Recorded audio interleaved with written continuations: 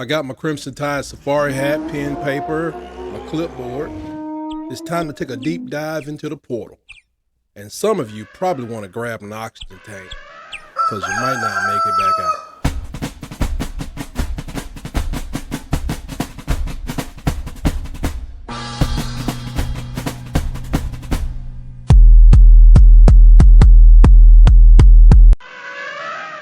And welcome back to Tight Sports. Welcome back. Before Nick Saban announced his retirement, I started digging around in the people from the University of Alabama who had already entered into the portal, knowing that, some teams that already had, this information has to be, when did I print this off? The 9th of January. So there were several teams that already had lost about 2 dozen or more players into the portal. Vandy lost 23. Shocker. Florida 22. Georgia 24. And Texas A&M 25. Understandably, when coaches changed, that's what happened. And the Tide was at 20 at the time. Now, I think we've added about 6 more people. 1, 2, 3, 4, 5, 6. Trey Amos and Julian Sand. But it's like, what did we really lose out on as these players enter into the portal for their own benefits? They're freedom. You are free to play about the country. So I did it. I just went in and looked at the stats, and starting with the first person that went into the portal on December 4th. I want to do another video right after this one that talks about changes that need to occur to the portal for the benefit of everyone. We're going to be all right, but it's going to be insane if it don't change anything. Thal Jones Bell. He had no stats. Buckner went to play lacrosse. Ja'Cory Brooks, 3 receptions for 30 yards. Sounds like that's replaceable. That's replaceable. Does it impact you at practice and whatever? I don't know, but can someone else catch 3 passes for 30 yards? I have a 14 and 16-year-old. Just saying. Can they do it? I don't know. Maybe they can't get. Maybe my son can't get off the line. Isaiah Hastings, no stats. We had a defensive lineman, Anquan Barnes. I think he had a lot of injuries. Played in 2 games. I didn't see any stats. Miles Kisselman, no stats. Malik Benson, 13 receptions for 162 yards, 1 touchdown. Replaceable, but you have to do what's in the best interest. But I just want to kind of soothe those guys that are still on the fence, the members of the Crimson Tide Nation, who may not feel like kind of biting your fingernails still in the dark recesses of your house or your apartment or your condo or your boathouse. Just want to ease you a little bit, give you a little what's actually happening in the portal for the University of Alabama. Let's go. Who we got? We did Malik Benson. Eli Holstein. I had no sacks. Christian Story, 13 games, 15 tackles, 1 interception. That's making a mark. But I'm not even telling these people are juniors, seniors, or whatever. But Christian Story, I think he was on his way. But hey, I tell anybody, if your mother or parents are still working, coming home 7 o'clock at night, tired, that is enough to make me go play for a worse team for more money. And with hopes that you still can make it to the NFL. So, I'm not saying, I don't know where did he go? Christian Story, as of January 9th, this was undecided. I don't have I can look it up, but really don't care. Just hope he has a successful remainder of his career and a successful life. Earl Little, Jr., cornerback. He played 9 games, had 2 tackles. Do the mathematics on that. Monkel Goodwine played in 2 games as a defensive lineman. No stats recorded, as far as I saw. Shaz Preston, no stats. Like a lot of people have said, names thus far, they are replaceable. You have to understand that. We're still out there looking, recruiting, shopping, whatever you want to call it, with money in your pocket. I guess you can't say shopping. Just got to do it the right way. Ask Florida State. Seth McLaughlin. Hey, Did his best. I assume he did his best. Played in 14 games. Took us to the playoffs. He has to be replaced. He was a senior. Could have went to the NFL anyway, if invited, if drafted or whatever, if work on it. But, that is impact. We saw what Self did, good and bad. More people are going to remember the bad than the good. 3 snaps does not make a Self. Okay? So, hey, more power to him. Let's see. He's at Ohio State, which I kind of like it when they lead a conference. It's my preference. Terrence Ferguson played in 6 games as an inside offensive lineman. That may impact us down the line because, you got to have that cohesiveness. And our line didn't even start to gel till around game 4 or 5.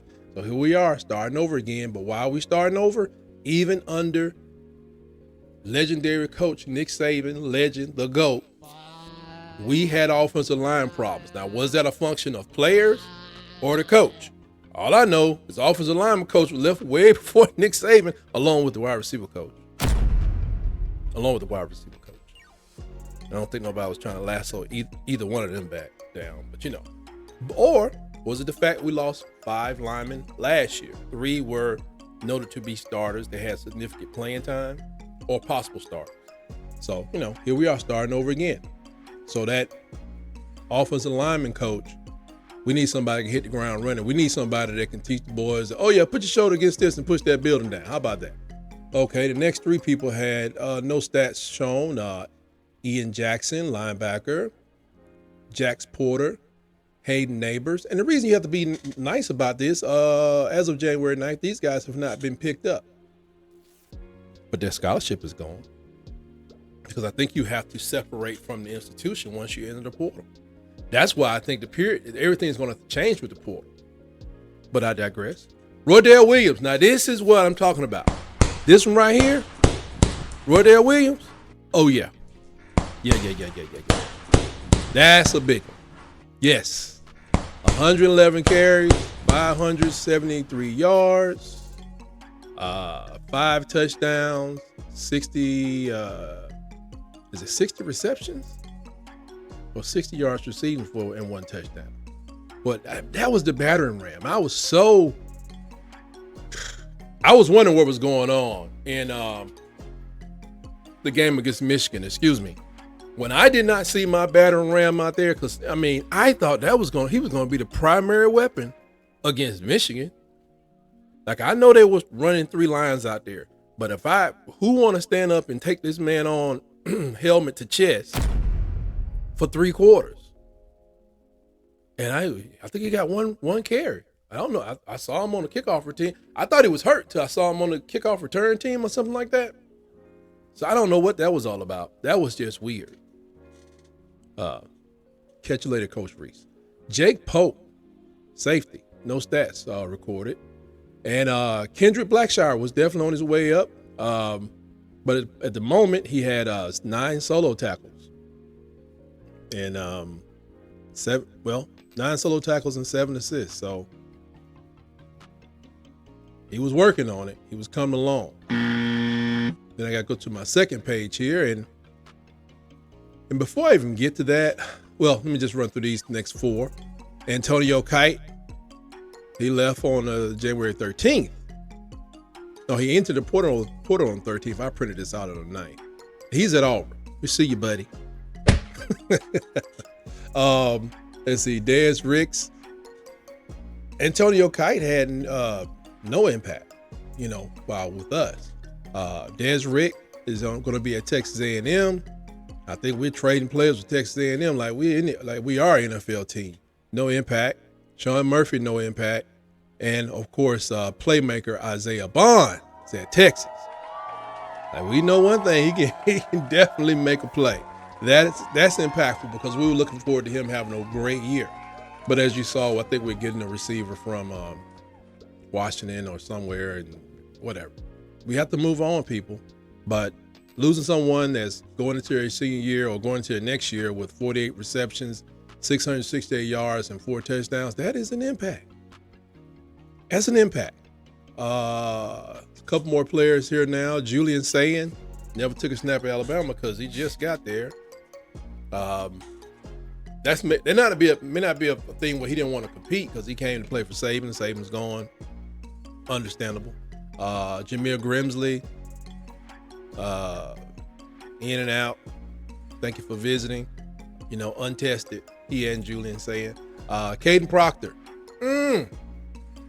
He got a lot of experience. He's a big guy. Definitely 5-star talent, but I can only imagine the offers thrown at him to go wherever he ends up. I can only imagine.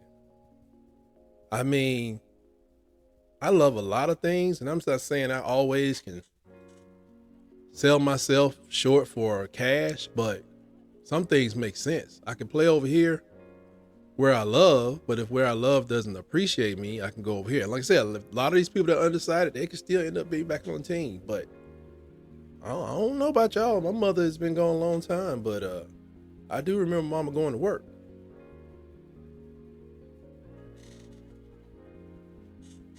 I know my father worked for the city. Wore a tie and a short sleeve shirt, but if I could have changed that, possibilities are endless. Biggest loss, and in this day of college free agency, but let me just say, Trey Amos was there. Trey Amos had 6 solo tackles. He played in 14 games. I think he was a good role player, but like I say, that's just, is that replaceable? But the biggest loss we all know is Caleb Downs. Caleb Downs led the team in tackles, which is not a good thing. When your team is, that means the too many runs are being, are getting past the line of scrimmage, way past the line of scrimmage. He's having to come up and support 170 solo tackles, 37 assists, 2 interceptions, 107 tackles total as a freshman. There's no way you can keep. That's him and Caden Proctor. There's just no way you can, well, it is a way. But I don't know how you can do it because I don't know all of the rules regarding that. If, can we do a free agency period where it's like we get a chance to match while people enter the portal? Or they're going to you've decided on these 3 schools and you're going to get this. Okay, match it or not. No other negotiations for the remainder of the year. Opens back up in the next year. Just a thought. Let me write that down because I'm doing a video. Matching offers. They do that anyway. You want the Trackhawk? Or you want the Lamborghini? They do it all. They do it anyway. Like I said, this is a deep dive. And also a player that I like because I think we didn't use him enough. 20 receptions, 327 yards, 4 touchdowns. Man, Amari Niblack, I just thought we just did not throw enough to the tight end, especially when you have a quarterback with developing passing skills. And, everybody's, I compare everybody to, somewhere between Tua and definitely to Bryce. So if you're not on that level, you're developing. So I think one thing that helped Bryce out a lot, he threw to his tight ends. I don't know why we didn't have more. My second look is to my tight end pass play setup. I can see Jalen looking out here. I can see him looking out here. They just want to stay away from the middle. I can see hitting the tight ends up the seam. They did at times, but Niblack, 20 receptions, 327. That man, he kind of had that build like the Shannon Sharp type too, as he fills out. So that's the impact of where we are now, or at least where we were as of, I guess, the date. Somewhere like, earlier this week. But what does that say about a team? Last year, Nick Saban had the team, and in the portal, Colorado Buffaloes were the number one ranked portal team, whatever that means. They went out in the portal. They brought in more people that were impressive to the writers than anybody. Where was Alabama ranked? 66th. Were we saying we didn't need the portal? Maybe not so much last year. So where are we this year? As of right now, Alabama is ranked 70th. And I was like, okay, I expect that to come up since we're replacing players, or just based on the Ray Perkins, Bill Curry type mode. If you are Coach DeBoer, you know you got 3 years, maybe you don't go that route. Maybe you go JUCO. Or maybe you even go with more freshmen coming in. The largest freshman class, you got a lot of scholarships, as you can see, to pass around here. With the normal attrition of people going to the NFL, of maybe 15 to 20, 25 people leaving the team, then another 25 people going into the that could be 45, 55 scholarships you give out. Now, you don't want to go less, you don't want to lose a lot of games next year, so you need a playing experience. So you do have JUCO talent out there. You can take a guy from Jones College, Jones Junior College, and slap back Colorado and bring him to the University of Alabama and give him a shot for glory. Just to be honest. So we don't know what the philosophy may be. We won't know until, I guess mid-March where we're going to end up. But I'm not looking at the rankings right now. But I did look at this. They have, using the On3 to research this stuff, on3.com, they had something called the adjusted NIL value. Adjusted NIL value. So the NIL valuation they use is based upon the number of dynamic data points that focus on 2 primary factors: an athlete's social media presence and their level of athletic performance. Seems mostly subjective, but hey, not my measure. So when they ranked all the teams, Alabama was 70th. I looked out there and they had an adjusted NIL value. And I guess it was those going out minus what's already there or coming in. I didn't know. I was looking for a better explanation of it. But here's what I noticed. Of the adjusted NIL values, even though Alabama is ranked 70th, the 5th highest adjusted NIL value is Tennessee at 10.3 million. 4th is Georgia at 12.1 million. Ohio at 12.2 million.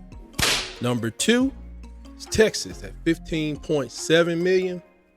And even though our class out of the portal is ranked 70th, Alabama has the number 1 adjusted NIL value for right now at $15.9 million. Is that because our players are better, coached up better?